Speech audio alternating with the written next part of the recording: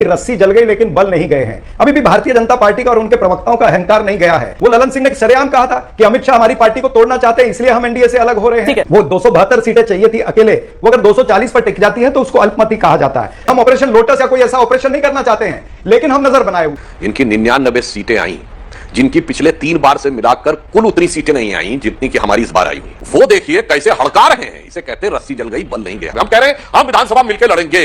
अब ये बता दें, क्या कम्युनिस्ट और कांग्रेस केरल का विधानसभा मिलकर लड़ेंगे? क्या ये बता दें बंगाल में तृणमूल कांग्रेस जिसकी सीटें अपने में काउंट कर रहे हैं मिलकर लड़ेंगे? आम आदमी पार्टी ने तो साफ कह दिया। ये सरकार जो है ये बैसाखी वाली सरकार है। कहते हैं ना साजे की हंडिया चौराहे फूटती है, वो फूटती हुई आपकी दिखाई पड़ रही है। और आज ही बताइए कांग्रेस की इतनी बड़ी नेता हरियाणा में जबकि आप 5 सीटें जीत के आए, उसके बावजूद किरण चौधरी जी छोड़कर भारतीय जनता पार्टी में आ गई। दोस्तों नमस्कार, स्वागत है आप सभी का। आप देख रहे हैं एसके डिबेट। कांग्रेस अध्यक्ष मल्लिकार्जुन खड़गे ने कहा कि मोदी जी के पास जनादेश नहीं है और ये सरकार अल्पमत की सरकार है और ये सरकार कभी भी गिर सकती है। इसी बात को राहुल गांधी ने भी दोहराया है। राहुल गांधी ने कहा कि संख्या इतनी कम है कि वो बहुत कमजोर है और छोटी सी गड़बड़ी भी सरकार को गिरा सकती है। मोदी सरकार में बहुत असंतोष है और उनके अंदर के लोग हमारे संपर्क में हैं। राहुल गांधी की बात का समर्थन संजय राउत ने भी किया। उन्होंने कहा हम चुप बैठने वाले नहीं हैं, जब भी हमें मौका मिलेगा हम इस सरकार को गिरा देंगे। दूसरी तरफ बीजेपी का कहना है कि मुंगेरी लाल के हसीन सपने राहुल गांधी दिन के उजाले में देख रहे हैं और उनका यह सपना कभी पूरा नहीं होगा और सरकार 5 साल बहुत स्मूथली चलेगी। आज की डिबेट इन तमाम मुद्दों पर होने वाली है। बीजेपी की तरफ से शुभांशु त्रिवेदी जी हैं और चरण सिंह सापरा कांग्रेस पार्टी की तरफ से हैं। दोस्तों वीडियो बहुत मजेदार होने वाली है।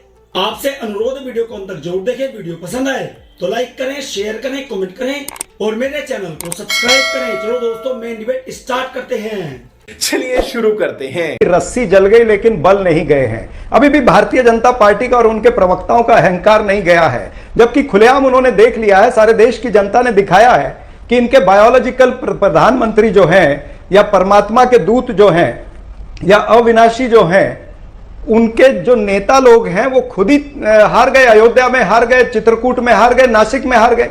यानी भगवान राम की तीनों भूमि पर इनके प्रतिनिधि हार गए हैं। फिर भी देखिए इनका अहंकार कहां पर चरम पर पहुंचा हुआ है। और जिस नीतीश कुमार की ये बात कर रहे या चंद्रबाबू नायडू की बात कर रहे, वो इन्हीं के साथ तो थे, फिर छोड़ के क्यों गए? और इसी नीतीश कुमार के जब तब अध्यक्ष थे ललन सिंह, आज मंत्री हैं केंद्र के, वो ललन सिंह ने सरेआम कहा था कि अमित शाह हमारी पार्टी को तोड़ना चाहते हैं, इसलिए हम एनडीए से अलग हो रहे हैं। ठीक है, खड़गे साहब जी ने जो हाइपोथेटिकल एक उत्तर दिया है उस पर ये कंफ्यूज ना हो, उनका उत्तर जो था वो हाइपोथेटिकल था कि ये सरकार अल्पमत की है। यानी जिस भारतीय जनता पार्टी को वो 272 सीटें चाहिए थी अकेले, वो अगर 240 पर टिक जाती है तो उसको अल्पमति कहा जाता है।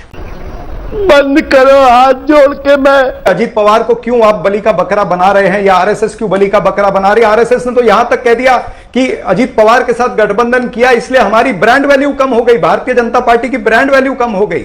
तो क्या ब्रांड वैल्यू कम हुई है? इस पर सुधांशु जी ने उत्तर देना चाहिए।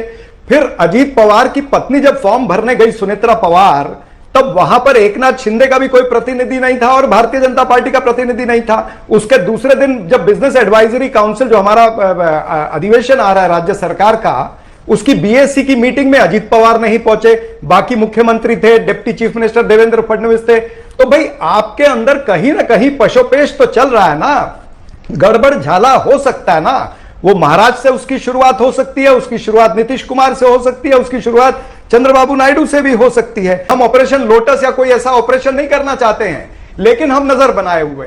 रुको जरा, सब्र करो। यही आरोप लगाया जा रहा है कि वो जो अहंकार है उस वजह से सहयोगी छोड़ेंगे। क्या ये आपको परसेप्शन मैनेजमेंट ही लगता है या फिर आप इसकी हकीकत को स्वीकारते हैं? देखिए, अहंकार के विषय की जो बात, जैसे अभी सापरा जी कह रहे थे रस्सी जल गई बल नहीं गया, ये जानते किस पे लागू होता है?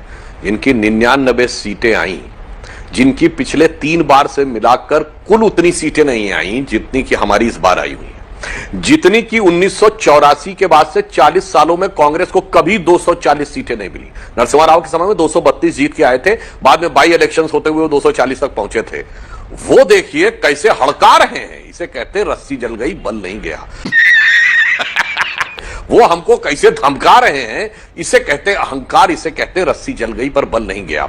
मेरे भाई ये तो बता तो दीजिए, आप 60 सीटों जीते हैं एक दूसरे के खिलाफ लड़के। बंगाल में इंडी गठबंधन नहीं था, 42 सीटें बंगाल की, 13 सीटें पंजाब की, 55 और 20 सीटें केरल की। 75 सीटों पे एक दूसरे के खिलाफ लड़के 60-65 सीटें जीत के आए हैं और सबको 232 में काउंट करके रखे हुए हैं। जैसे हमारा गठबंधन है, हम जेडीयू के प्रवक्ता भी बैठे हुए हैं और शिवसेना के प्रवक्ता भी, हम कह रहे हैं हम विधानसभा मिलकर लड़ेंगे। अब ये बता दें, क्या कम्युनिस्ट और कांग्रेस केरल का विधानसभा मिलकर लड़ेंगे? क्या ये बता दें बंगाल में तृणमूल कांग्रेस जिसकी सीटें अपने में काउंट कर रहे हैं मिलकर लड़ेंगे? आम आदमी पार्टी ने तो साफ कह दिया कि मिलकर नहीं लड़ेंगे। तो आपके गठबंधन का यथार्थ, क्योंकि ये केवल सत्ता की नजर से यहां आए थे और अब उस नजर का शिजरा बिखर गया है, इसलिए अब उसे बचाए रखने के लिए राहुल गांधी जी को इस ढंग के बयान देना, खड़गे जी के लिए इस ढंग के बयान देना मजबूरी है, इसके अलावा और कोई इसका आधार नहीं। क्या बात है सर, क्या बात है सर, क्या बात, ये बात है। राहुल गांधी की तरफ से गड़बड़ी की बात की गई, अब ये गड़बड़ी की जाएगी या होगी? देखिए श्वेता जी, एक बात तो क्लियर है कि ये जो 2024 का जो वर्डिक्ट आया है, जो निर्णय आया है, इसके अंदर खुलेआम नजर आ रहा है कि देश की जनता ने भारतीय जनता पार्टी के अहंकार को ठुकराया है। इनकी जो नफरत की राजनीति थी या विभाजनकारी राजनीति थी, उसको भी ठुकराया है। 2019 के मुकाबले में इनके तकरीबन आंकड़े 63 कम आए हैं और मेरे ख्याल से अगर इनका जो टारगेट था 370 का, उसको देखें तो 130 सीटें इनकी कम आई है। ये सरकार जो है, ये बैसाखी वाली सरकार है। अच्छा। और नीतीश कुमार और चंद्रबाबू नायडू की बैसाखी पर टिकी है। जो प्रधानमंत्री मुजरा करवाने की बात कर रहे थे, उस प्रधानमंत्री को नीतीश कुमार, नायडू, चिराग पासवान, अनुप्रिया पटेल, कुमारस्वामी, अजित पवार और एकनाथ शिंदे के सामने मुजरा करना पड़ा है। यह तो वस्तुस्थिति है। और आने वाले समय के अंदर जब आप देख भी रहे हैं कि एक स्पीकर का निर्णय ये नहीं कर पा रहे हैं, तो आने वाले दिनों के अंदर तो और बड़े निर्णय हैं।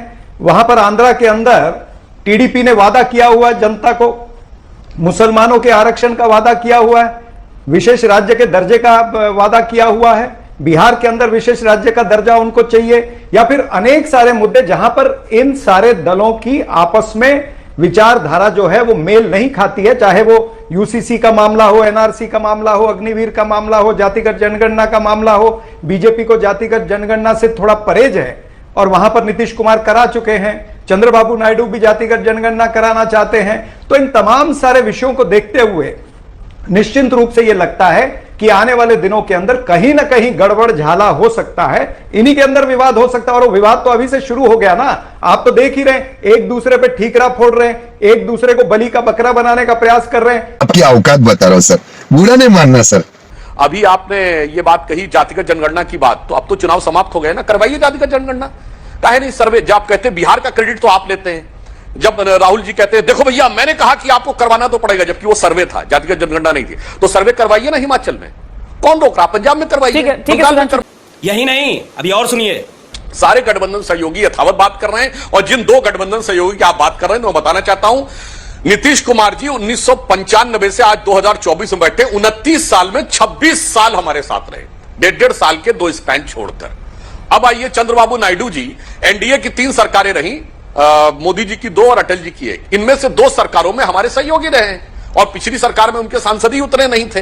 तो दोनों के साथ हमारा बहुत व्यवस्थित और समन्वय के साथ चल रहा है। और आश्वस्त रहिए, मोदी जी ने भिन्न भिन्न चुनौतियों में बहुत कुशलता के साथ करके दिखाया, इसमें भी दिखाएंगे। तो जो कुछ आप कह रहे हैं वो जिसे कहते हैं ना साजे की हंडिया चौराहे फूटती है, तो वो फूटती हुई आपकी दिखाई पड़ रही है। और आज ही बताइए, कांग्रेस की इतनी बड़ी नेता हरियाणा में, जबकि आप 5 सीटें जीत के आए, उसके बावजूद किरण चौधरी जी छोड़कर भारतीय जनता पार्टी में आ गई। तो बजाय दूसरों को दोष देने के खुद अपने देखने की जरूरत है। और एक और बात कह दूं, ये हमारे बारे में कह रहे हैं महोदय, आपका तो गड़बड़ झाला सामने आ गया।